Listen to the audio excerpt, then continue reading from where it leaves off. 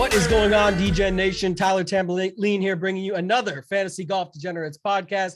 This week for the AT&T Byron Nelson. I got no Kenny this week. He talked, I think, a little bit about it last week. My memory's a little bit shot here, but he did mention, I think, that he was going to be off for this week. Will be back, of course, for the PGA Championship. We're going to get that one out to you guys a little bit early as well. I think we're going to record it Sunday, have it out Sunday evening, early Monday morning at the latest. So keep in tune for that. Before we get into the show and bring in our special guest, as always, I want to remind you guys very quickly, this show is brought to you and presented by DraftKings. We'll have a special offer later from DraftKings Sportsbook. And then, of course, our friends over at Fantasy National, fantasynational.com/FGD. Get yourself 20% off your first month, any payment for whatever it is for that matter. So check out Fantasy National. We'll talk about some of that throughout the show. And got our guy, resident fill-in, Ryan Baroff, our Baroff 427 on Twitter. Baroff, what's going on this evening, man? How you doing? All good. Thanks for having me on, and looking forward to a good week. Yeah, always. Thanks for coming on. It's more us asking you. You're always willing to come on, even on short notice, and definitely appreciate that. It's usually a really good week. I don't know. I haven't checked the exact stats or sort of reverse engineered to find out if it's when it's you and Kenny and I just listen in and I'm missing, or if it's just you in general being on. But we'll go with the fact that it's you being on. I think this is a good course, good event. We're back to it. Last few has been a little bit of disinterest out there, and even talking about our Lister League, which we'll get into in a little bit, just coming shy of filling. Even Mayo's league, I know at one point was close there to almost not filling. So I think people are going to be back for this week. It's the week before a major, last chance to get your tickets if you're trying to get into the Mega Millie or the $25 Millie or anything like that for next week. So definitely going to be a pretty good week, but we got to talk Wells Fargo first, and we got to talk Max Homa. Obviously, everybody loves this guy on Twitter. This, social presence. He's incredible. He's always been good at it. Good with everybody on there. Everybody seems to love him in general. But now to see him go out from this perspective and go out and get the job done and come back, I thought Keegan was going to do it with those putting stats. I don't know how Keegan didn't do it, but in the end, he didn't. So, what was your thought on the Wells Fargo, and what are your thoughts on Max Homa getting yet another W under the belt? Yeah, I thought it was great. Homa, he's such a good iron player, right? That he keeps himself in it. He gives himself plenty of birdie chances and makes enough of them, but he saves a lot of pars. Like there were, especially with the weather, there were multiple times last week where he was out of position off the tee. He just had to punch it out or just hack it out. And then he hit a wedge from 130 yards close and saved par. So yeah, really cool. He's got, I think as you mentioned earlier, he's got the mindset, he's got the confidence now, and he has shown that he can close. Unlike your boy Keegan. I had a feeling he was going to gag that away. I didn't expect it to be so quick. That quick double bogey on 2, and it was basically done at that point. Yeah, so that really hurt me because I got hurt. I got crushed from both sides. So Kenny's not here for story time. You guys know the timestamps, can jump ahead. I got a few little rants here to go through right quick, but the first one was that I had Cam Young and I had Keegan on the card of I only bet 6 guys. So 2 out of the 6 were right there, but I had Cam Young and not Keegan on my 555 DraftKings team trying to head to the top. I've been trying all season to crack this thing. I got second, I've got third. I had one week where I was leading after round 3 and ended up finishing 15th. It's just been nonstop trying to ship this thing. And I had another good chance here, ended up getting beat by 5 out of 6s. Didn't even make the front page, only came 8th. So disappointing, but it was like Homa wins. He was in that lineup, but then I've got my bets lose and nothing really counteract. It was a good week overall. But not, just 2.5x or whatever overall. So we'll take it and move on. But if we're talking rounding into form, Baroff, that could be good for the PGA Championship coming up. All these close calls last little bit out. But back to Homa for a second. I go through this rant every once in a while, and I do it because I know a lot of people on here just play casually, but I play a lot more serious with daily fantasy. And I know some that listen do as well. And I think that's what stood out to me. I've always liked Homa. If you guys can go back, if you've been following the show, the start of season preview, that was one of the only guys I was betting futures on, was all over Homa for the season, just because I liked him. I like his attitude. It's not about being friends with him on Twitter. I don't care about any of that shit. I think it's funny. That's what people go to right away. If you tag the guy or if you talk to him or anything, and it's whatever. But at the same time, I think if you go back, I posted out the podcast last night that he did with Mike, the artist, really good music. He's at Just Mike on Twitter. He does a podcast, You Never Know. And he had Homa on, I think it was podcast number 70. And that's 2 wins ago for Homa now. And it's only a year and a half ago, but he was going through sort of some of the stuff he said in that interview, just talking about his mindset. It just really relates to me. And I've always said this about DFS and golf. If you're playing it more serious, it's an individual sport. It's not the same. You build your lineups. That's it. You don't have to worry about the conditions, go build your, like hit your shots, all that stuff. But I just like it from the sort of the underdog aspect, the 1v1, like it's you versus everybody. You're going out even, you can still be friends with people, but you know, you and I are chatting some Sundays. It's like, you need this to ship or get close, and I need this. It's like, it just is what it is. We're not rooting against each other in the set. We are, because we want to win the money, but if I'm out of it, I'll root for you to win. That's what we want to see happen. And we've definitely done that in the past. And I like that angle of it. When he talks about stuff, he was saying in that interview, you know, at the time he was saying, you know, he was always thinking negative thoughts. And I don't know if you can relate to this, Ryan, like you can from playing DFS, but if you've ever had this happen is a totally different question, of where you're waiting for the negative thing to happen. You got to line up in contention on Sunday and you're just like, all right, how's this going to go wrong? Or I'm sure he's not going to make this putt. These negative thoughts can creep in. And long story short, I think Homa has done an incredible job of that, of being able to change the game and just say, look, I'm on the same level as these guys. I'm just as good as them. I'm in contention all these weeks. And he's definitely done a better job at closing the door compared to some of these other guys. We'll get to them this week. But any thoughts on that as it relates to just general life perspective, as he likes to say, or in DFS, as I'm trying to relate it to? Yeah, you know, for sure. I mean, I think mindset matters, right? It doesn't make up for anything. It doesn't necessarily increase your skill, right? But just how you handle things and being able to persevere, all of that.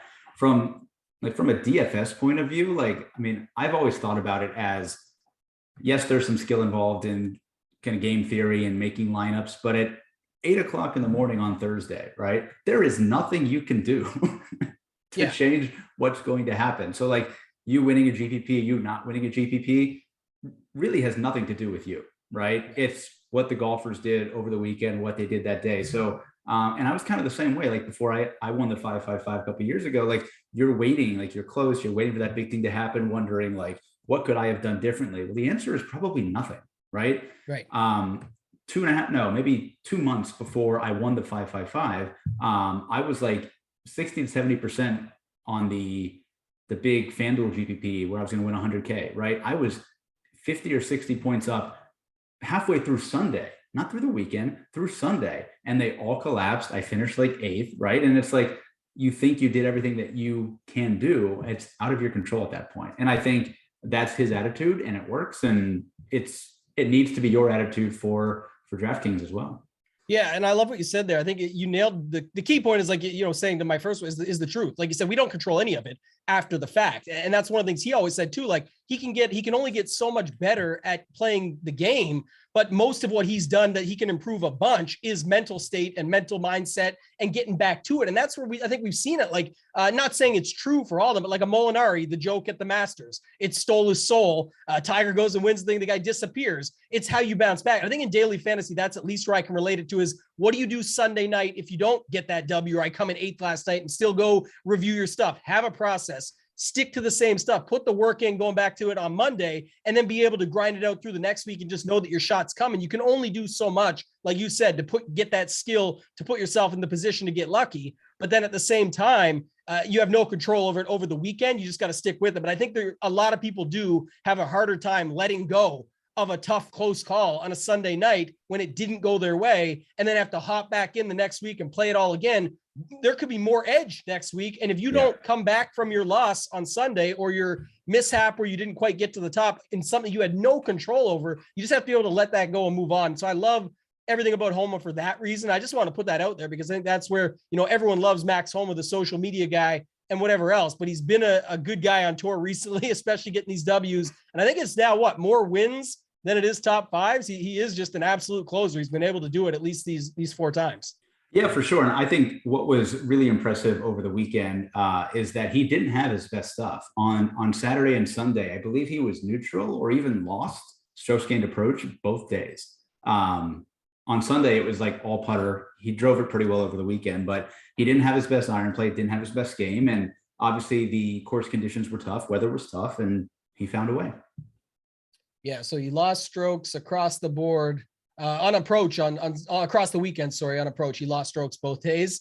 And it was mostly putter on Sunday, to your point. So yeah, just the way it goes. But I mean, on that type of condition, that course, those conditions, that's what it came down to. And you know, that the swings, even at the end, we'll talk about some of the other guys here quick, just because I've got it up and I thought we always go through, like Cam Young again, like T2, this guy opposite when you're talking about stats. I know he found the putter for sure on Saturday, But Thursday and Friday, just first 2 rounds, absolutely nothing going his way with the putter. I believe it was like 10 putts under 11 feet or something that he missed. Yeah. So that was crazy. And then Fitzpatrick, any tournament, your boy Matty Fitz here, any tournament he can par his way to victory down the stretch, it's always an opportunity. It started on Thursday. He went out and parred the first 9 holes, and I was like, here we go. This is exactly what I thought was going to happen. And sure enough, tied for second, takes home about 650 grand, and he'll be happy, you know. Isn't that crazy? Like that's just the way I got Rory the same way. Now Rory doesn't care about it for the money, obviously, but just like Rory in the bunker on 18 with the cut line on the line, and he knows it, puts it to 6 feet. And it tells you a lot about Rory, though. If that was DJ, you know, he pushes that thing slight right on that 6-footer and just gets off and heads home and says, see you later. So I don't know. I thought it was interesting. Rory with another backdoor. How do you think that will affect the PGA Championship? Just looking ahead a week while I got you here, like the, you know, Fitz, the Rory types, these guys sort of doing this to round this thing out. Even Keegan, for that matter. Homa, what are your thoughts on those guys as we lean forward to the next major? Yeah, I mean, I do think it was a little bit intentional. You know, we've seen a lot of different conditions for PGA Championships, but I think this one's going to be tough. And I think they wanted a tough course and not to come out here to Craig Ranch and shoot -26. There are some guys who like that. Like they like making birdies and seeing putts go in the hole and not having a super stressful week. But I think they wanted to play a tough course, and then I'm sure they're going up there early and they'll get some work in. Yeah, these are the guys we won't see, of course. We're going to talk about some of the guys this week that, you know, we got the Scheffler story, the Gooch story. These guys just love the course at the PGA Championship, they say, but we'll see what they do this week here. We'll get into that in a little bit. Before we do, I'm going to pull up the Listener League here real quick. Winner last week was King_Girth. What a name. King Girth took it down. He had a 5 of 6. 454 points. So that's what I said. Like actually, speaking of the 555 earlier, a 5 of 6 won it. So 100K won by a 5 of 6. There was multiple 5 of 6 lineups up there. Just speaks obviously to the position placement points on those harder weeks, like you just talked about. And I think why sometimes, at least at the harder majors, if you think the PGA will play harder, but we know like US Open, that's when like, obviously it makes sense to play the best guy at the top, like a Rahm or a Scheffler or something. But if there's not many guys in the US Open in the, you know, we're talking DraftKings now with the Listener League here, where the pricing sets up for a good lineup, but there's not a lot of value plays. Sometimes it's tougher because that balanced build that has all the placement points and one of them just sneaks the W on Sunday, that can take away from your best Rahm lineup that's up there, or Scheffler lineup or something down the stretch. So we've seen that in the past as well. More on that as we get closer to those events. But here's the lineup, Baroff. Tell me what you think. He's got, Bradley, Homa, the obvious at the top, had Cam Young. So first with 2 guys, T2, and then had CT Pan, who we'll talk about this week, T15, and Brian Harmon, who we'll talk about this week, T9. And the interesting one we'll definitely talk about was 21% in the Listener League last week, a miscut for Seamus Power at $8,300. He's definitely, sort of on people's radars this week again, I think, where they think he'll be sort of not owned. He'll bounce back, flop leg, whatever you want to go with. But overall, just thoughts on the lineup there for King Girth. Yeah, interesting. I don't know. I didn't listen last week, so I don't know what you guys were smoking on Seamus Power to get him to 21%. But yeah, obviously a great lineup at the top. I heard Pan getting some steam. I assume that was just the form that he's been in this year. Iron play has been good and pretty much been making all his cuts. And then Brian Harmon, really all year, I felt that Brian Harmon has been underpriced. And unfortunately, this week is no different. He's in the mid 7s. There's a lot of choices there, but like he's a guy that is probably going to make the cut, is probably going to be in the top 20 or 25, and very good cash game option this week, I would say. Yeah, and I know last week, so he was sort of the same way as Cam Young. He had the one day where he really putted well, which happened to be round 2, but rounds 1, 3, and 4, he lost over 3 strokes. He was crushing it on approach and around the green and overall, and in the end lost over 3 strokes with the putter. So I think that will be something we hear a lot this week out in the streets, just people talking about this stuff. But shout out to King Girth. We'll see him in the 4-man this week. Kenny will get it set up. It'll be us 3 with Kenny, of course. And then I saw he already joined the Tournament of Champions, so we'll have him there. Nothing else for Wells Fargo for me, Baroff. Anything else you want to talk about before we move on to this week? No, again, I would not put too much weight into it one way or another. Obviously, it's good that guys played well or hit the ball well, but if a guy missed the cut, the weather sucked. It's hard conditions, hard golf course. I'm certainly not going to wait last week too much. Yeah, I like that you brought that up actually, because that's one thing you mentioned pre-show that I wanted to talk about and just forgot about. But like you said, just sort of completely different setup, completely different everything. But people just say, oh, if they did this well there, it's all going to come across this week. Not always the case. So when we get into the tiers, I'm sure it will come up a little bit more. Before we get into the course preview with you and some of the stats you're looking at, I want to remind everyone very quickly, just hit the like button, hit the subscribe here on Mayo Media Network. It helps us out a lot. And if you want to go on to Apple Podcasts and just leave a review, I know we talked about it at the start of the season, but we'll just keep going with it. We're going to definitely set up a contest there. Not saying it's, one way or the other, but obviously anybody who puts a review on there is going to get a little leg up. So if you guys can give us that podcast review, we appreciate it. Let us know what you think of the pod, anything you want to see, any good feedback that you might have as well. Definitely can appreciate that. Baroff, let's talk about it. TPC Craig Ranch. We have history at the AT&T Byron Nelson, but the last 2 years, I mean, my favorite part of the history is actually not at this course. It's the Aaron Wise trying to get the kiss after that first W and him getting dodged. But that'll come up, I'm sure, throughout the week. There's always a couple good GIFs and stuff people are putting out. But for this course, talk to us about TPC Craig Ranch, anything you've got on that. And then just in general, sort of the stats you think. Weather, I know, is a factor. We'll talk about that too, but just can't predict that on a Monday evening, sort of first look. But go ahead. Yeah, I mean, I will say overall, I'm looking forward here to the week after pulling up the Data Golf, the course fit stuff, because they are not waiting driving distance at all. Actually, quite the opposite. But I think that it is a course where distance will help. Obviously, if you look back at last year, kind of ball striking, all those guys up there, including obviously KH Lee, who won. It was just a lot of tee to green, but mostly iron play. It's pretty open off the tee. The rough isn't bad. You're going to hit a lot of fairways. You can hit a lot of drivers. So not really too worried about that. It's definitely going to be iron play. It's definitely going to be putting. So that's kind of where I'm going here. In terms of the actual kind of breakdown with what I'm looking at. So the par threes are very long with the exception of one. I mean, there's three that are going to play probably 220 to 225. I'm not huge on proximity buckets, but it's a very easy one to look at. Or if you just want to look at long iron play, over, I don't know, like the plus 200 yard bucket would kind of make sense for that as well. Mm-hmm. The other interesting one is the par fives, right? So it's a standard par 72. We got the 4 par fives. All of them are reachable pretty much for everybody in the field. So I don't know how you look at it, because you have to crush the par fives here. You have to be near the top of that stat this week. But if the par fives are easy and if they're reachable and if they're scoreable, I mean, are you adding more weight to good par five scorers, or are you giving a boost to guys who are not normally as good on par fives? Yeah, I think you brought up a good point. It almost coincides. I had a little note like this about that actually, where, it's like putting.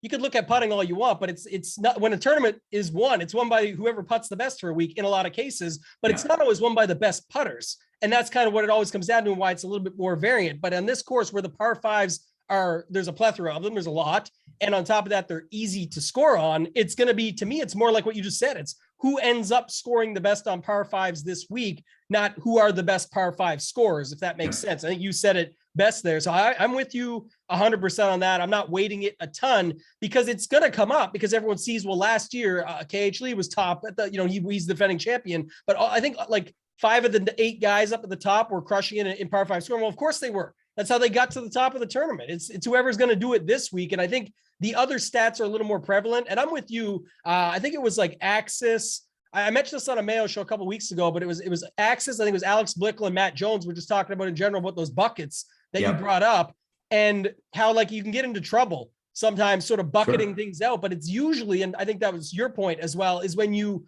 sort of bucket it down to like 150 to 175 versus if it's all 200 plus. I mean, who's the best long iron players? I think that will matter. I think that is the case because you can find what you want off the tee here. It's not going to be too much of a problem. It's what do you do from there? And then how are you getting it done on those par fives? The greens are a little bit larger. So even something like, I'm not going to I don't put a ton of weight into any of this stuff, but like 3-putt avoidance, where you have these larger greens and it's not just about bogey avoidance. It's who can, you're going to hit the greens, but who doesn't 3-putt a bunch, who can lag putt well, things like that, maybe for tiebreakers and whatnot. But overall, not a huge emphasis anywhere else. I was going to ask you a little bit more about the weather thoughts if you had them just early on. Like we know by AT&T Byron Nelson just in general is always like, remember Trinity Forest, just going back to that again. Everyone's so mad about that week. Like the wind didn't show up. It's what happens. Like, and then I think we had it again last year, same sort of setup. And it was sort of a little bit wet last year, if I recall correctly, where it was sort of washed out a bit, and you were able just to go score it at will. Sorry, guys at 21 under, whatever. So, what are your thoughts on that? Just how you think you see that playing out, or any addition to it? I mean, I'm sick of weather at this point. Like, it seems like the last 2 months on tour, every event, there's been either a wave stack or you wanted a wave stack, really going back to the players, right? The players Starts with the had players it, for sure. Masters had it, RBC had it. Last week we had weather, and I hate those weeks because, like, you do all this work and try and get the player type that you want, or even the players that you want, and then Wednesday night you're tweaking your lineups trying to stack waves, and that never goes well. So I haven't looked yet. I probably won't look too much, but again, not going to be a super high volume week anyways. And maybe not going to be as important. Like I said, if it ends up shaking out that it's all the same for everyone, that can help you more with figuring out your sort of player type as you go through. Of course, we're doing the full first look here, all the tiers, but just in general, I do want to bring up one more point on what you just said there, because we do all this work. We try and figure out what the player types are and we go with it. If it's not a weather week, like you're obviously cheering against, you don't want it to be a weather week.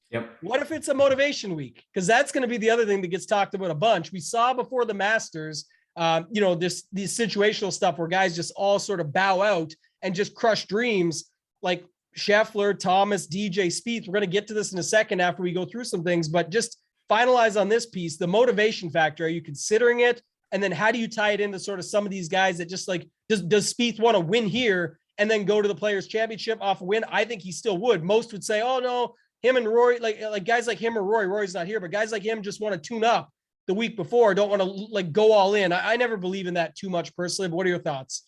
Yeah, it's interesting. I don't think at this point there's any added motivation. It's a major. Guys want to play. It's the PGA, but it's not the Masters, right? It's not that kind of field. It's not that course. It's not that prestigious. Most of these guys, like even middling pros, will play in a bunch of PGAs throughout their career. I found it very interesting that Joel Damon's not in the field. I didn't know if you knew that, but a lot of names, a lot of Euro guys, even some other players from around the world, or guys that haven't been that good. And then you have him who won a year ago. Corrales seems like he's been a pretty good player, not in the field. So yeah, I mean, it's definitely interesting. These guys would obviously much rather be there, but I'm not going to factor in any added motivation this week. Okay, well, I'll bring up another point on it just when we get into it. Before we get into the tiers, though, want to remind everyone of the very special offer from DraftKings Sportsbook. Hoops fans, the latest offer from DraftKings Sportsbook is too good to pass up. New customers can bet just $5 on any team and get $150 in free bets if they win. It's that simple. It's not often you get 30-1 odds on any basketball team to win their next playoff game, so that's some great value. DraftKings Sportsbook customers can also bet on the NBA with same-game parlays. Combine multiple bets from the same game for a bigger payout. The more legs you add, the more money you can win. Head to the app now and check out our picks. Download the DraftKings Sportsbook app now. Use promo code FGD. Bet just $5 on any pro basketball team and get $150 in free bets if they win. That's promo code FGD at DraftKings Sportsbook. Yeah, so with just everything we just talked about with the motivation factor, I guess to flip it, the other end of it is like, it segues right into where we're going. Let's go into this top range. We got Scotty Scheffler at 10-9. So another thing too, DraftKings did not stick with the pricing the way they've been doing it. They kind of, it was Rahm at 11-3. They went up to Rory at 11-5 in a stronger field. And now it's an even stronger field, but they sort of balanced it a little bit more starting at 10-9. That's fine, but only 4 guys up top. So Scheffler, JT, DJ, and Spieth. And to finalize the question before we just tie it in over to that is, like, do you think there's an opportunity here just to fade all these guys? Or, and play whatever's underneath it and just think that if they're out of it in any way, shape, or form, that you can just move on? Because I think that's the questions a lot of people ask, like to me and Discords and places like that out there for everyone doing content, where they're like, oh, if there's no motivation, like it's not there's motivation. It's once they're out of it, do they just want to move on? So it's almost like they need that fast start. But if DJ doesn't get it, I teased it earlier. Like I think DJ maybe just pushes a drive out or a putt wide or something at the last minute. Could happen. But I can't really sort of go after that when you're talking about this stuff. I just always like to bring up the thought process of it. Yeah, I mean, it's interesting specifically with those 4 names, right? Because I think they are all in very unique situations. If this event wasn't in Dallas, Spieth and Scheffler would not be here. Mm-hmm. Obviously, with Justin Thomas, way overdue for a win. I think he would take a win anywhere. Like we saw Rahm just win in Mexico. I think JT would take anything right now. But he's also been very vocal that, like, he cares about the majors. He knows he's been really bad in the majors. So there's no doubt in my mind, he's kind of looking ahead. And then with DJ, it seems like he's been okay, but kind of in a funk. And then he just got married and was off for a month. So I think there's a lot of ways to look at this. I don't have a ton of interest in any of them, but I do think there is a lot of leverage with Dustin Johnson. And we both bet him already. It was just a number that I couldn't pass up, but I would expect him to be single digits this week. And if that's the case, like, yeah, I'll do it. You're in. Okay. I was going to say, I'm almost content with the bet on him personally. I understand, like you said, yeah, he is going to be lower owned. It makes me think of it a little bit more, but like you mentioned, the wedding and all that stuff, like he's not a guy to get after it as is if he doesn't have to. But you got to think tuning up with the major coming to still find his way around it. I was glad you did my job for me there and brought up some of the other things. I was trying to think of all the stuff going on with these guys, but the one thing that rang true, and definitely I think this will be a common theme out there this week, everyone talking about it, but JT, I mean, now he's watching Homa rack these wins up. He's watching literally everybody rack them up. And you can say that for a lot of guys. You can say, Will Zalatoris, we'll talk about him for sure, needs to get a W. Like he's watching everybody else go out and get them done. And we know he's capable. I make fun of him all the time. That's for a different reason. We'll get there. But the point being, like JT is very capable of getting a win. It's just, why doesn't he go out and do it? So this would be, in my mind, a perfect spot. He rates out, going back to the fantasynational.com models, he's won across the board. I don't think you can build a model where he doesn't show up at one. You'd have to do some serious stuff with it. But anything even related to what people will be talking about for this week, he is going to pop in pretty much everything. You don't have Morikawa or someone like that here to rival him in these categories as far as like the ball striking goes and stuff. So it's just JT at the top. But let me ask you this, and clicking it back to you on the same stuff with Scotty Scheffler versus JT. Who do you think ends up being more owned? Is it JT because of the models and stuff, or is it Scheffler because people eventually get to the point that he's just better than JT, or do we see a balance because of that? I do think it'll be close, but I think Justin Thomas will be higher owned. Yeah, that's what I'm thinking too. It just feels that way, and people always like to go that route. It's not about the $300 savings at all. It's just more of the Scotty can't win again and JT's due. Well, I just feel if it's not yes, he's world number one. He's been playing great. But if it's not like a clear betting favorite like Rahm in Mexico, that top price guy is usually not going to be the highest owned, right? They're going to take the discount because I'm getting Justin Thomas at a discount. He's been great. Yeah, he's been great. And it's honestly like, it's crazy that he hasn't won. And part of it is certainly his fault. He hasn't been putting well. This is a guy that's won 14 times on tour. He's still, since the start of 2020, he's won 3 times. So it's not like there's this super long drought. It just, we expect him to win twice a year. Yeah, no, that's a good point too. And it's not, to me, it's not even like the Cantlay case, a couple weeks back or whatever, like when, Cantlay was in the mix in the playoff, not the team win. We'll talk about Xander here in a second anyway, where it's a good segue actually, but not the team win for Cantlay, but the week before when he got to the playoff at the RBC Heritage, and then Spieth, who's in this range as well. We'll talk one more second on him too, but just in general, no one wanted to go, like Cantlay was dead to people at that time. I think he was the lowest owned in that range. It was someone like, oh, he hasn't done it for 3. Like now everybody's span on these guys is so short. Like if you haven't done nothing in 3 months, you're terrible. Like you said, JT 3 wins since 2020 or whatever in your example, he can definitely still come out and get the job done. He'll be owned though. So one last conversation piece just on Spieth.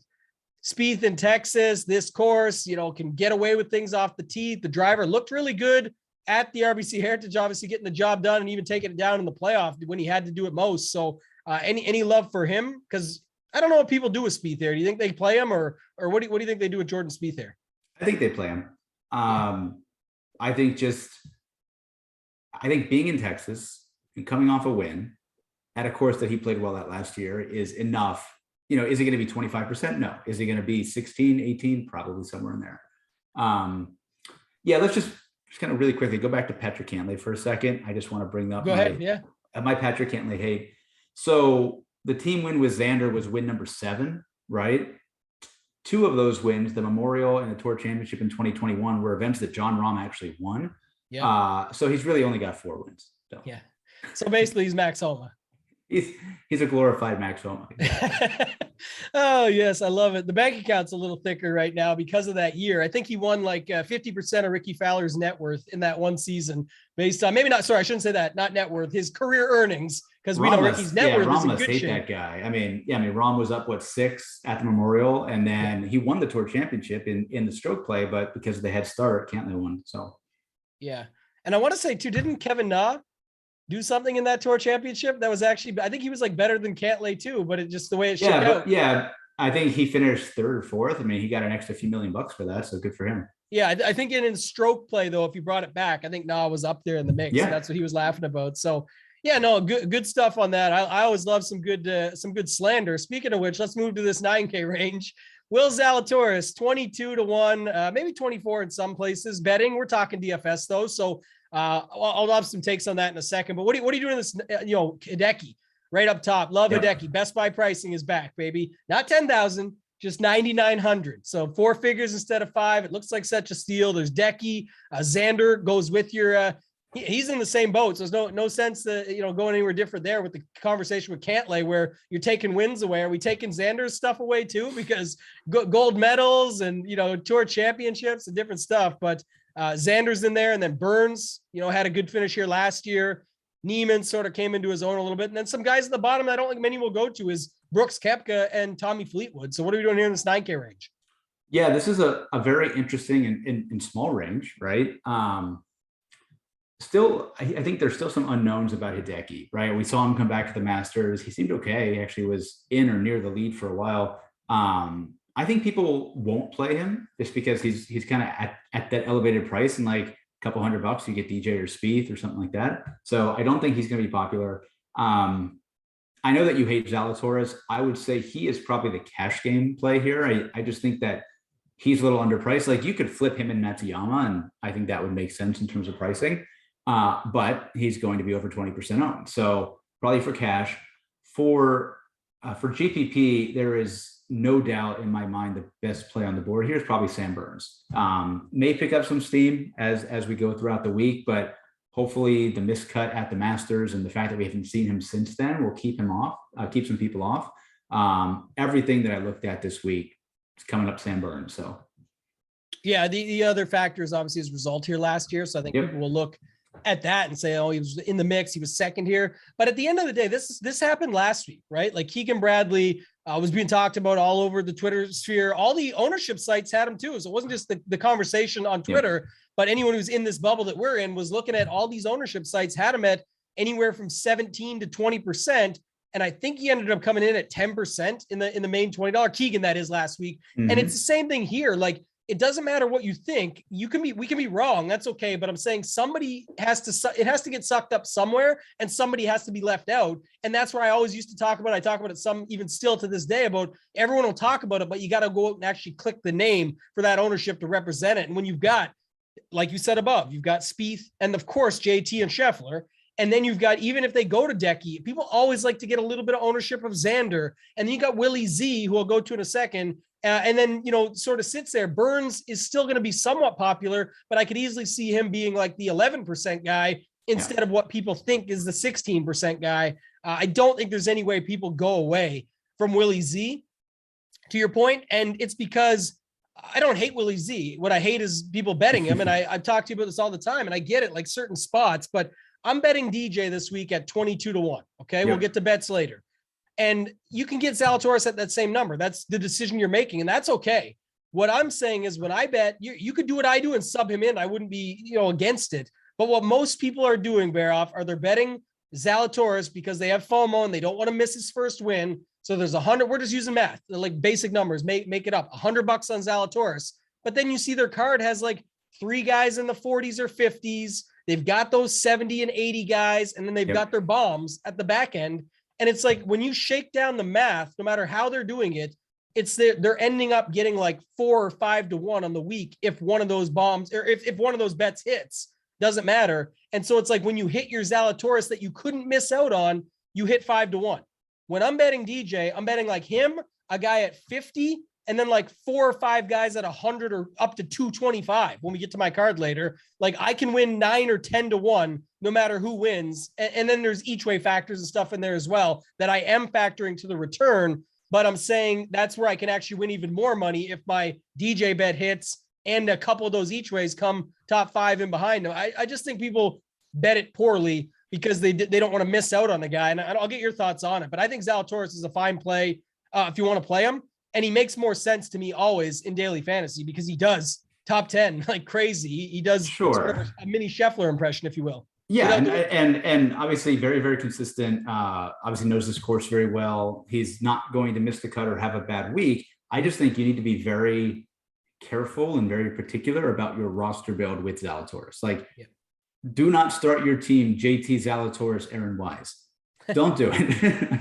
That's where you go wrong. But if you want to start like Matsuyama Zalatoris, or even start it with Zalatoris and work your way down and get 2 or 3 guys in the 8K range, like, you can play that chalk and be unique, but I think everybody is going to take either JT or Scheffler, then drop to Zalatoris, and then drop to like Wise or Vegas or a mid 8K guy. Yeah, no, I agree. And that's what it always comes down to, right? Is roster construction. I talked a little bit about it on the Run Pure Sports Wednesday show last week. It's a premium show. I'll pop it up more later, but just in general of like last week, I knew Connors Henley would be very popular, and for good reason. Stats, numbers, everything you went to, betting, Vegas, odds, all of it looked good. But I thought, like, if I'm willing to take a shot here, why not just start a lineup with Henley? It backfired. Henley had a horrible week, but I'm saying at least I can try using him in a different way where he might not even be the winner. Maybe it is a guy down below him, but it ended up being, that was the case with Homa. Homa was below him, 8,600 wins. If Henley just did his job, it could have been Keegan at 9,600 and use the $300 somewhere else. It would have changed the lineup all around, but that's what people confuse. Like, your top guy has to be the winner. No, your lineup has to have the most fantasy points to win the tournament. And it's nice when it has the winner, but the winner could come from down below, especially on a week like this, if we're talking roster construction. So I love that you brought that up. Any further thoughts on that before we move to the 8K range? And if not, too, tell me this now. We'll get to the betting segment later, but what do you try? Like, your card is always so tight. Like, it's 2 bets here, 4 bet. Like, when you bet, you can win money. That's what I'm getting at. I'm not trying to rip nobody else, to each their own. Do whatever you're happy with. If you like 2.5 or 3 to 1, get after it. I'm saying I think people are spreading their cards too thin, and that's why I usually have a problem with the Zalatoris bet at that number. Yeah, for sure. And like, just back to the roster construction, I did exactly the same last week. I loved Connors, and Fitz, even Rory to an extent, but I ended up starting my team with Russ Henley. I actually had Homa and Cam Young, which was great, but then had a Woodland miscut, a Mitchell miscut, right? So like, just had the wrong guys. But I care way more about roster construction than actual plays. Mm-hmm. If your guy is tied for 8th, great. Well, guess what? There are at least 7 guys ahead of him, probably more guys tied with him. If you have a guy who's also tied 8th at lower ownership and lower price, he's a better play. So it's not like you can't play defense in golf, right? I can't stop Rory from finishing 5th last week, but you didn't need him to win any GPPs. You could have won them with him, but you didn't need him. Yeah, I agree on that 100%. It's all about, like I said, it goes to that betting question that I just asked, because the FOMO is what people have, the fear of missing out, but it happens in the roster construction as well. It's like, well, I can't miss out on this guy at the top. One of these 10K guys, I need one of them last week when it was a heavily owned range. And it's like, I have to have Connors, and then I want Henley so bad, but now you have a starting point that everyone else has, or a majority, and you got to go from there. Just a thought on the betting returns. Like, do you look for a certain number, or like, I just know your card doesn't allow for like a 2.5 or 3 to 1 return? No, it depends. I think at the end of the day, you just have to look at it like, can this guy actually win? Like, that too. Does it fun. Win in every 20 tournaments? No. Yeah, he doesn't win ever. It's fun to hit outrights, but it's so hard. Like, you could bet the top 3 guys in odds every week and not win. So yeah, it's just, I agree. It's hard. And I personally, like, and this is not probably the right way to do it anyways. I have conviction, right? When I bet guys, I bet them big, I play them. I don't care about DK pricing. If I am betting you because I think you can win the tournament, I'm going to play you on DraftKings. Even Luke List, like, he's 130 to 1. That's why I bet him. I'm still going to play him on DraftKings. If I'm willing to put a couple $100 on a guy thinking he could win a golf tournament, I'm going to play him in some $20 lineups. Well, yeah, and not only, like you said, you're putting actual money and conviction behind your bets. If you're going to bet him to say he can win outright, and you think that ticket even has any value, which you do, you don't just go spreading the money out for no reason, like we just talked about. Then you're also like, you don't even need him to win at this price on DraftKings when we get there. So lots of things like that we could talk about more in the future. I always appreciate your perspective on it. It's been good. So I love that. Let's move into this 8K range, though. It's definitely maybe the smallest 8K range I've ever seen. Talking to our producer earlier, like where the hell is the $8,800 guy, the $8,900? They just basically skipped out on some dudes here. They did put 2 at 8K. So I don't know, maybe that's why, but Adam Scott down to sort of Hadwin Cam Champ. What are you doing here in this range? And another quick question, actually, what do you think this range will get overlooked like it normally does? No, because I think you could play a 10K with a 9K and still get an 8K. Right. So that's why I think going more balanced and playing 2, even 3 guys from this range is a very interesting build. And I think there's plenty of good options. Like I don't necessarily see any bad options. Kokrak hasn't been great. Aaron Wise may price me out based on ownership, but he's been great. Hadwin maybe a little bit overpriced. But everything that I looked at, every stat that I looked at, every bucket that I looked at points one direction. That's Taylor Gooch. I don't like playing Taylor Gooch, but everything is showing up. So I'm going to do it. I also like Johnny Vegas, but he's at a spot that I think is very, very hard to be profitable in. His outright number isn't good enough. His DraftKings price is high. I think his ownership will be very high as well. So like, I'll take Gooch, and you can pair him with any of these guys and probably get unique that way. Yeah, that's the challenge I'm running into here, because Champ, I think it was, a product of the course that he was playing that week. Like you said, he could find it here again this week. Like you said, the distance could help. If you want to give him a bump and think that wasn't just a fluke based on the course they were playing, and it was a triple bogey down the stretch. That happens. Yeah. He's also won a tournament where he took driver on 18 when everyone was like, what are you doing? Pumps it left, still ends up making two putts for the win. Like he's fine with just playing his game, and it could get him into trouble like it did this last time out. But he does have sort of that upside, almost like a Homa in the sense. I know we're kind of downplaying Homa here. Maybe we're not though, but just to say it, you're playing him for that boom bust, right? He could go out and miss the cut. It's Cam Champ. But he also could go out and all these things could work to his advantage. And he could be right in the mix come Sunday again at a way cheaper price tag. And the field's stronger, but it's not light years ahead or anything, in my opinion, where it's he could show up still the week before a major. I definitely think you could see something like that. I think that makes sense. His game makes sense here. He hits the ball long. He's got really good long irons. And obviously you need a guy who can make 25 birdies. He can definitely do it. And he's been good the last 2 weeks. He kind of choked in Mexico, but Rahm was probably going to win anyways. He still finished 6th. Right before that, he finished 10th at the Masters. We don't have strokes gained data from there, but if you're finishing 10th at the Masters, probably playing pretty well. So I would not blame people for I would definitely say I would play him over Adam Hadwin here for the same. And that's interesting, because I was just going to say that I actually don't think. I don't know. We'll see how the narratives shake out. This is why it's always tough on the Monday first look, and we try and give as much as we can. But first off, I see a lot of people's betting cards get posted, as I'm sure you do as well. A lot of people are interested this week in Hadwin at 65 or 70 to 1, whatever numbers they could find. Some of the sharper guys even out there. And then on top of that, you go to the stats models, it's all Hadwin, right? Even though it's crazy, but it's just the way it sets up. If you look here now, my model just showing it, Hadwin's 3rd overall. He's 10th in approach, 7th in the longer irons, 14 in the irons 200 plus, 4th in DK score, good drives, all these numbers that he's showing up in. But funny enough, the 2 good numbers Champ shows up in, or 3, I should say, is long irons, par 5 scoring, and driving distance. And then you talked about it, the Masters doesn't get to go in there. And I think many people will just write him off as a fluke over this, last time out, it was just the way it's set up. But couldn't this set up just as well for him? So yeah, I think that's exactly the skill set. I don't think you need to be long here, but always helps to be long with reachable par 5s. You need long irons here, both on those par 5s and on the par 3s. So I could definitely see him playing well here.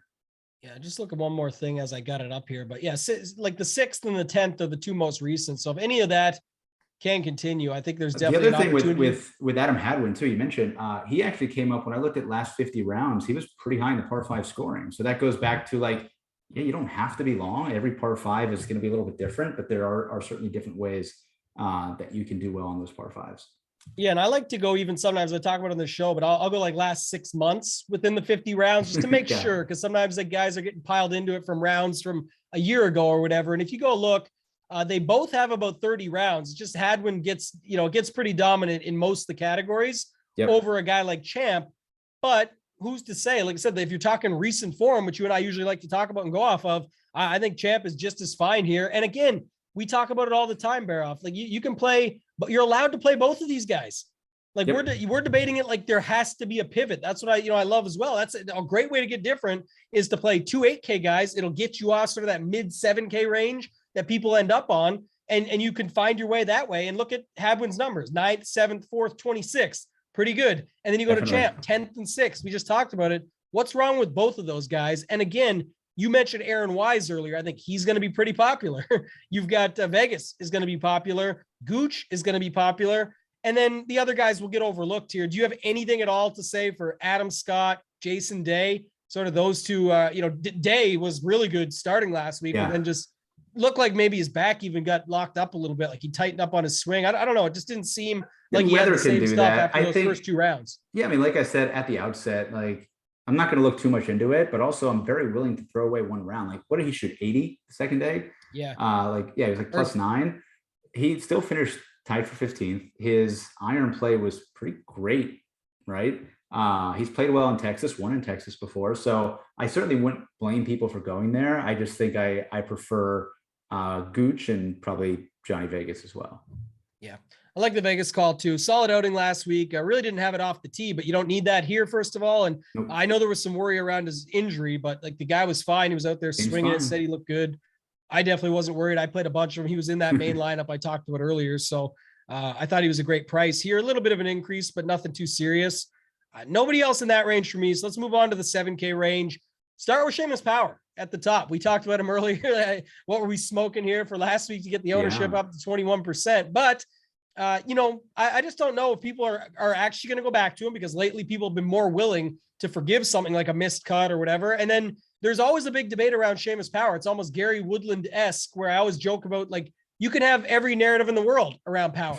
He can win. Oh, he can make the birdies. He's done it at Pro-Ams. He's done it at, like the Pebble Beach. He's done it at the Barbasol when he won. He can go low here. And then, lately he's been playing pretty good at like the Masters and the Players, where it's much tougher. So now he's like a new Gary Woodland, where he can just do everything. But what are your thoughts on him and then some of this other 7K range? Yeah, I didn't expect him to play well last at the Masters for sure. I didn't expect him to be 21% owned, whatever he was last week with your listener league. He hasn't been that good recently. Like the last, month or two, the iron play has gone. The short game hasn't been great. I think he was due for that regression after like being in the top 10 or top 15 for, 8 weeks straight, it seemed like. I don't think he's going to be popular. That's for sure, especially in this field with the names around him. I don't particularly think anybody, maybe McNeely will be popular because there's so many good choices. Like you can spread it out here. People are going to keep playing Kuchar. They're going to keep playing Harman. They're going to play Lonto after the last 2 weeks. They're going to play McNeely. They're going to play Keith Mitchell still. So I just think there's a lot of names here. Yeah, and there's a lot of names that you can just move off it. Like, are you comfortable in this range? Just talking generally, because we always do like this as a first look. But we don't have ownership in front of us, but we have a good idea of some of the stuff. I think you mentioned it: McNeely, Griffin, Keith Mitchell for sure. Maybe down at the bottom, some guys like CT Pan or List could pick up some steam if you are just taking models and everything into consideration. But usually they can't all get that high owned, so you can definitely still find leverage on the ones you do like. But I think there's also a lot of other guys in this range that you could play. Who are some of the other guys that, first off, are you comfortable moving off some of those guys if they do pick up steam? And then second of all, who are some of the guys that you would move to? Yeah, well, I think we love talking about flop lag, but I thought last week at 7,800, Keith Mitchell was one of the best plays on the board. Now he's 7,500. I'm going to play him again. I'm definitely comfortable going there. I would say based on what I'm looking for, I would be most comfortable probably playing Lonto, just another guy who's won in the state of Texas, seems to have gotten together the last couple of events. I would play him over like Kuchar and Noren and Harman and those guys. But yeah, like I feel like I'm not going to have much from here. I'm going to play Mitchell. I'm going to play some guys lower in the 7s, and then pretty much live in the 8s and 9s. Yeah, I like that call. We'll get to the bottom of the 7s here in a second and then talk through the 6s to round it out. But just to go through a few of the guys I like at the top. So we'll see what happens, but I definitely have interest in Seamus Power. I think it's a good setup in general, so I'm okay with it. If people aren't going to go back, even better. So that'd be great. I just feel like they still will some. I don't care too much about that, but Siwoo is another guy. Wasn't, the greatest last week by any means, but at the end of the day, he's kind of like I said this last week. So what did he finish? T37. It's not going to be good enough, but big time price drop down to 7,800. I believe he was 8,400 last week, and that fits with the strength of field. But like I talked about with Homa, it's just that boom bust of a guy like Siwoo, where if he comes through, it's usually pretty good. If not, it's probably a bad week for him, and you just move on from there. But he's interesting to me. I like what you said with Griffin, but a couple guys right below him I have interest in. Harmon pretty much had everything dialed in last week and sort of couldn't make a putt. Maybe more of a cash game play, like you say, like where, if Kenny was here, maybe he'd like that about him, because not that he's going to be super popular, but also, is he going to do enough? Like, he's going to make the cut probably. He's going to score a little bit, but what will that mean come Sunday when some of these guys go super low? And that's what you got to think about as well. Other than that, not too much for me up above. Who are the guys you like sort of 7,400 and below down to 7,000? You mentioned Luke List. I know I've got a bet on him. I think you do as well. We talked about that earlier today, but 7,400 and below. Any of the guys there that stand out for you? Yeah, I'm definitely playing List. Like I mentioned, may not be the best play on the board, but the ball striking continues to be good. The iron play was still great last week, as was the off the tee game. Just the short game wasn't there, which is fine. We're used to that. I think Kurt Kitayama is a bit overpriced, but that should keep the ownership down. The iron play, again, continues to be good. He has shown here at Honda, at Corrales, and on his Euro Tour wins, he can play well on the wind. He can play well when you have to make a bunch of birdies, but he can also hit the ball a long way, dominate par fives, and do well when you have to make a lot of birdies. So I think that's a very interesting name. I don't know if people are going to go to Matthew Wolff, but for the price, I think he's shown enough last week that he has the upside. Mm-hmm. He made a cut, made a bunch of birdies, was near the lead the first day.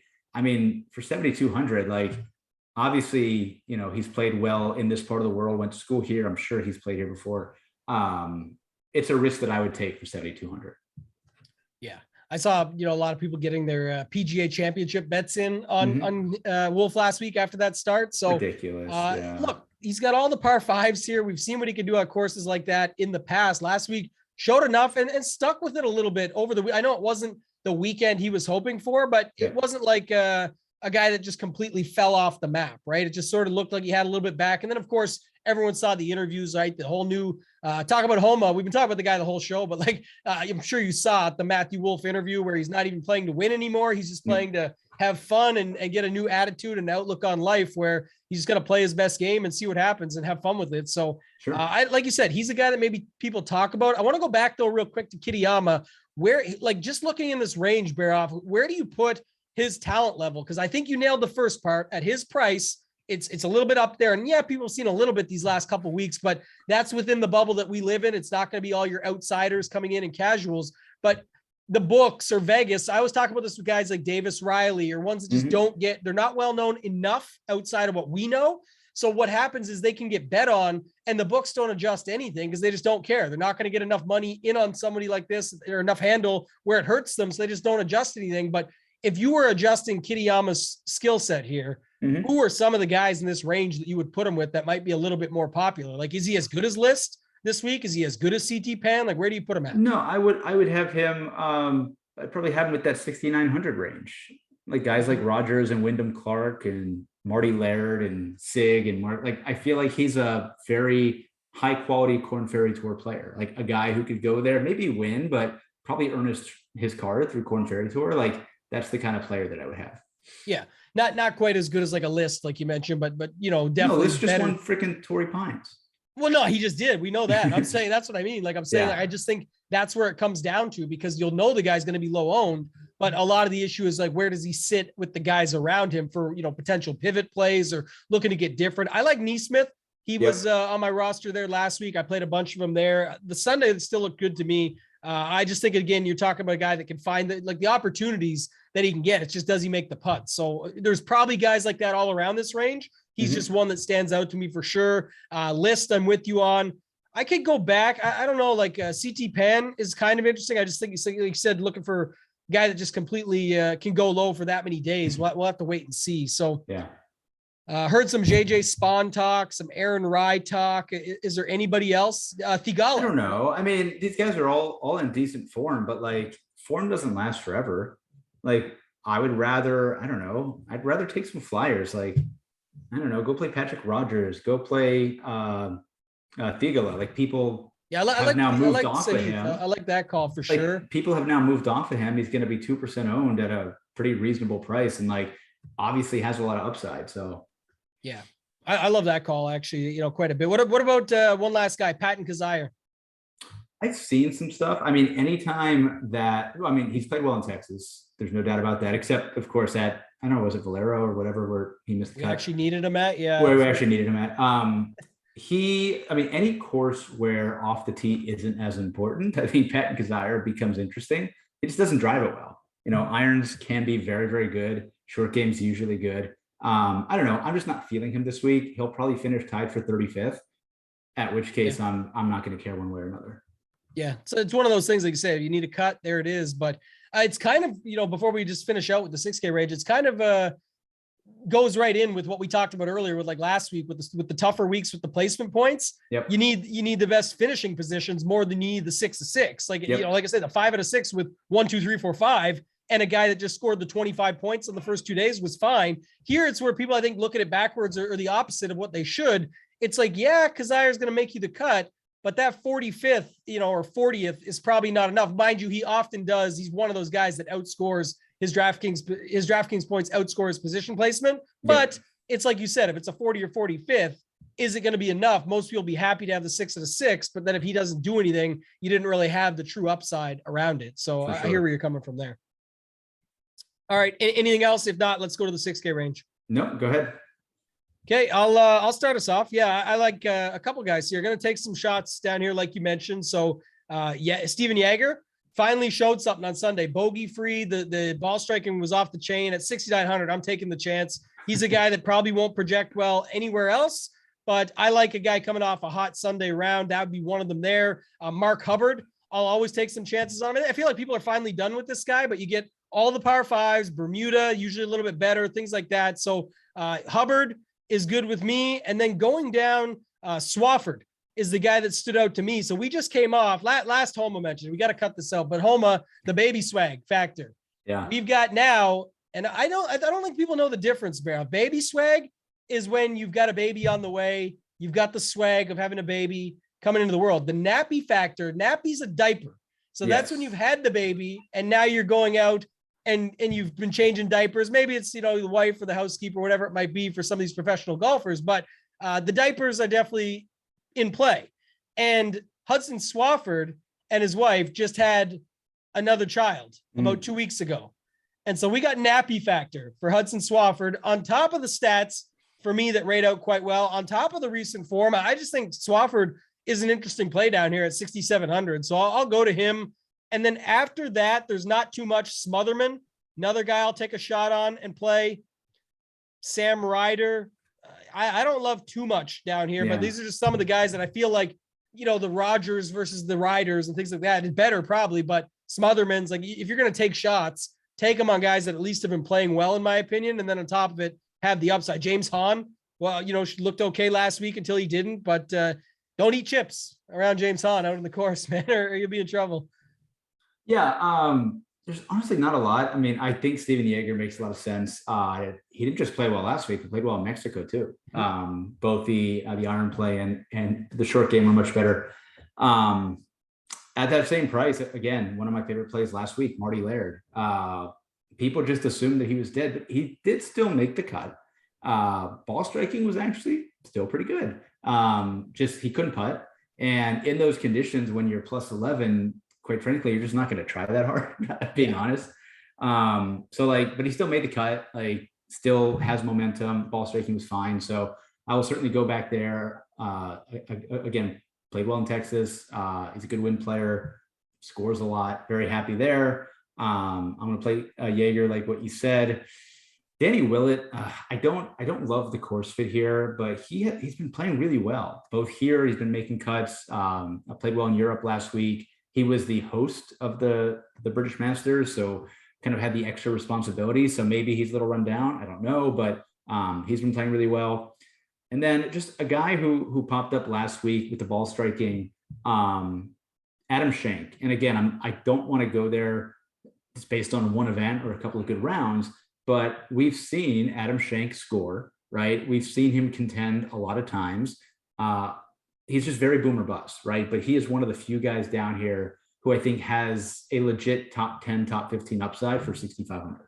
So if I had to pick somebody down here, that would probably be where I go. Yeah, I don't hate that at all. And we've seen him go low in other tournaments like that, right? In the past, like John Deere back in the day, Shriners, a Corrales, so things like that. Not saying they're the same course correlation or anything. It's just more of the ability. And that's what we're looking for in this range. That's what we talked about earlier. Like maybe he misses the cut, but if he gets through, the opportunity to outscore that price is just massive. And that can be a huge difference maker for you down the stretch. So I do like the Schenk call. The numbers on Smotherman, like I said, I just like this guy, but if you look like last 41 rounds, he's first in the long irons, 200 plus. He's really popping in just everything long iron related, opportunities gained, and his approach. I don't think there's a term he's lost approach. It doesn't look like. So it's just another thing, like you just talked about, where we're just looking for guys that can have that potential down here. And I think Schenk is another good one to your point there. So that'll do it for the 6K range. Lastly, Loop. We got to talk about this for 2 seconds. Any of the Monday Q Love, two of your boys got in. Wes Bryan, nice and early, just got to kick back on the sidelines, watch these guys go on a 4 for 3. Yep. And then Loop got in. Austin Eckgoat did not get through, so that sucks. But he would have been a guy I wanted to play probably. Loop, sure. I had to pull your tweets from like 2016 on this guy. You had what was it? Loop, there it is. Lupe Fiasco. You had it all. But he was fun, and I mean, remember that's when pricing went down to 5K. He was like 5,200, right? Like you could jam everybody if you were playing like Loop or Matt Every or something. Yeah, so I mean, we haven't seen him. I don't think we've seen him. He played 10 months, the Barbasol or something. I think he made the cut there, but yeah, it'll be cool to see him. Obviously, very boomer bust. I don't expect him to make the cut or anything, but we'll see. Yeah, never know. Still cool, right? Like you said, to go back and see that the best was that, I said this, but just wading through your tweets of the ups and downs. And then finally the one is just like, don't even know why I play this guy. All he does is go in the water, never in the fairway. I'm an idiot, basically, is what you were saying. And it was awesome just to see the realization throughout the tweets.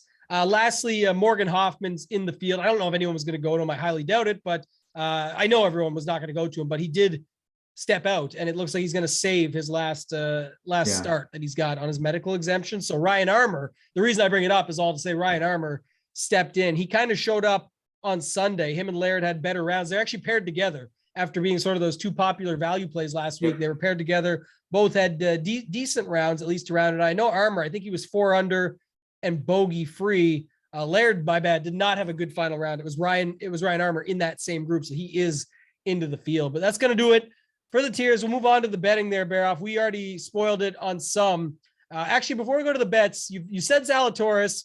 We said Harmon could be a cash game play. Round it out with one more because Kenny's not here. Let's say Zalatoris and Harmon. Give us one more guy. Who I would take or who Kenny's going to take? Or even better, cancel Harmon. Who do you think Kenny would take? He would take Zalatoris. Well, yeah, and I think just on brand name alone, Leishman for 7,800 is probably one who he would look at. I know. I think my last cash game cornerstone would be one of those guys in the 8s. So either Wise or Vegas or Gooch. My sheet is telling me Gooch, so let's go with that. Yeah, I like the Gooch call there too. So we'll let him have the on brand for Leishman. We'll go Zalatoris, Leishman, Wise, and Gooch. I don't even know what you can do with that, but do that for this week. Maybe you ship a tournament with it instead because it is definitely cash oriented for those guys, but I don't know if that roster construction will be very popular, like starting with Zalatoris, plugging in a Leishman, then using a couple other chalk pieces in Wise, Gooch, and it might force you to play some of these guys down below that are like 5% owned. So I would just make sure of that as you go through it. But let's move to bets. Go ahead. What do you got this week for bets? Yeah, small card. We talked about DJ at 22. It's just obviously a lot going on, but auto bet at that number. Luke List 130 to 1 this morning was a pretty nice number to see. And then as we were on this Zoom, I bit the bullet and did Taylor Gooch at 50 to 1. So that'll probably be it for me. I don't think I'm going to add anything else, but DJ, Gooch, Luke List.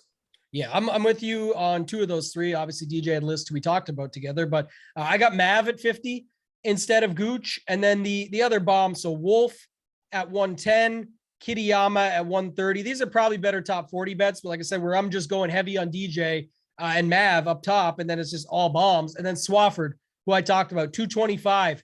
Yep. All those guys, the each way, but the nappy factor for Swafford, 225 to 1. See it happen here. I'm going to play them too for sure in DraftKings, but one and done. Any thoughts there? No, I'm probably just going to take the best guy I have available.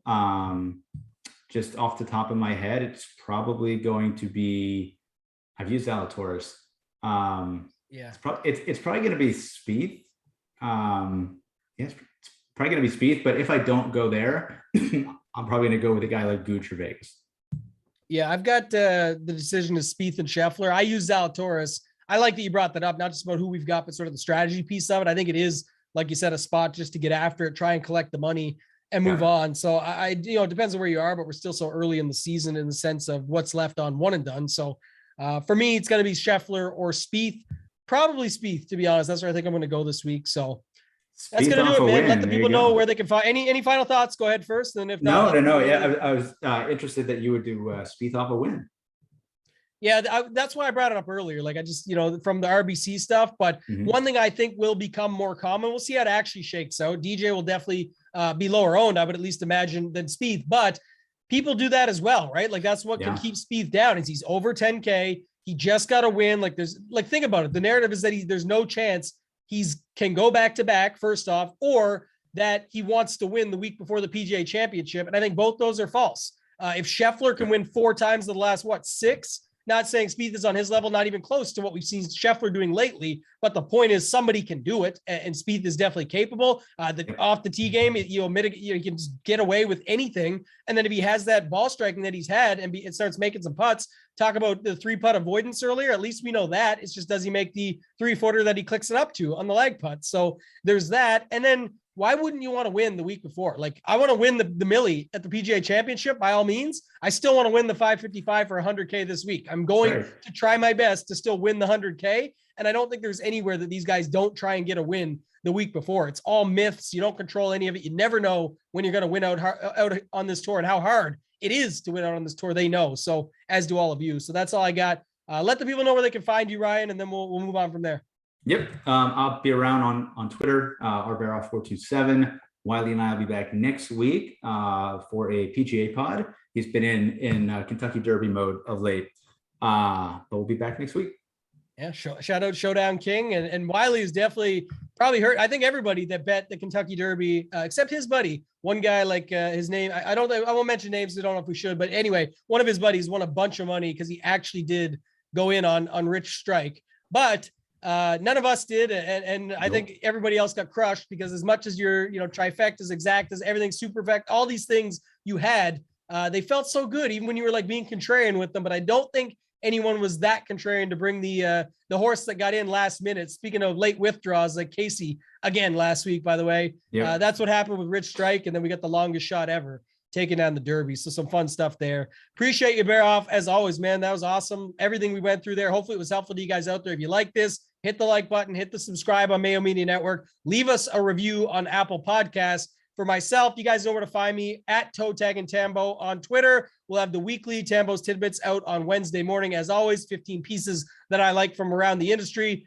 Hit me with a retweet. It's free. You can get it out to as many people as possible. It helps me out a ton. So appreciate that. And then, of course, Run Pure Sports. Talked about it earlier. Have the Wednesday Premium Show. The Wednesday Premium Show, go into it for just 2 seconds before we get out of here, is where you can find things like exposures. We have ownership. We have any weather edges, if there is any. We're talking about roster construction. It's way different than this. It's a first look. We're going through it. We're giving some of the thoughts that we can, best case, on a Monday evening. But that's sort of the final thing. And then we are in Discord after that, all of that. It's all sports, one price. If you guys want to check it out, head on over to runpuresports.com. Use promo code DEGEN50, DEGEN50. You'll get 50% off your first month. All sports, one price. It's a great time to do it right now with the PGA Championship on the horizon. A lot more good PGA tournaments. The Memorial will be upcoming soon enough. We're going to have a lot of great PGA tournaments, but with all sports, one price, it's NBA finals, playoffs, everything leading up to that, baseball, UFC, pay-per-view cards, all of those things as well. So that's going to do it for this week, guys. Let's win some motherfucking money. Degen Nation. I've been getting dirty money, Jordan Belfort. Stacking penny stocks while I'm flipping these birds. Sipping on Ciroc, trip 'em up with the words.